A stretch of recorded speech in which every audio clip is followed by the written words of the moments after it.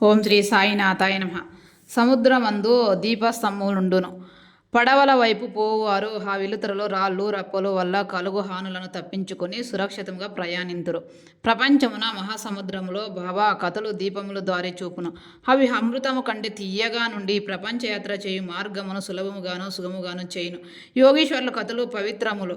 అవి మన చెవులు ద్వారా హృదయమందు ప్రవేశించినప్పుడు శరీర స్పృహయను అహంకారము దుదం స్వభావములను నిష్క్రమించును. మన హృదయమునందు నిల్వయుండిన సందేహములు పటాపంచలైపోవును. శరీర గర్వములు మాయమైపోయి కావలసినంత జ్ఞానము నిల్వ చేయబడును. శ్రీ సాయిబాబా కీర్తి వర్ణములు ప్రేమతో పాడిన గాని వీణ గాని భక్తుని పాపములు పటాపంచలగును. కాబట్టి ఇవే మోక్షమునకు సులభ సాధనము. కృతయుగములో శ్యామదాములు అనగా నిశ్చల మనసు శరీరము, త్రేత్రయుగములో యాగము, ద్వాపర యుగములో పూజ, కలియుగములో భగవన్ మహిమలను నామలను పాడటం మోక్ష మార్గము. 4 వర్ణముల వారు ఈ చివరి సాధనము అవలంబించవచ్చును.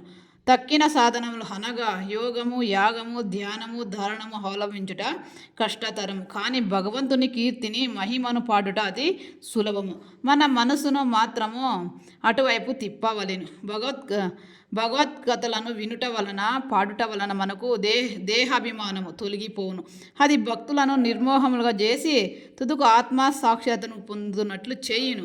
ఈ కారణము చేతనే సాయిబాబా నాకు సహాయపడి నా చెయ్యి సచ్చరిత్ర అమృతమును వ్రాయించెను. భక్తులు దానిని సులభముగా చదువుగలరు, వినగలరు. వినునప్పుడు బాబాను ధ్యానించవచ్చును. వారి స్వరూపమును మనసునందు మనము చేసుకునవచ్చును. ఈ ప్రకారముగా గురువునందు తదుపరి భగవంతుని యందు భక్తి కలుగును. తుదుకు ప్రపంచమందు విరుక్తి పొంది ఆత్మ సాక్షాత్కారం సంపాదించగలుగుదాము. సచ్చరిత్ర అమృతము రాయుట, తయారు చేయుట బాబా యొక్క కటాక్షము చేతనే సిద్ధించినవి. నేను నిమిత్త మాత్రుడుగానే యుంటిని. ఓం శ్రీ సాయి మాతాయ నమః. ధన్యవాదములు.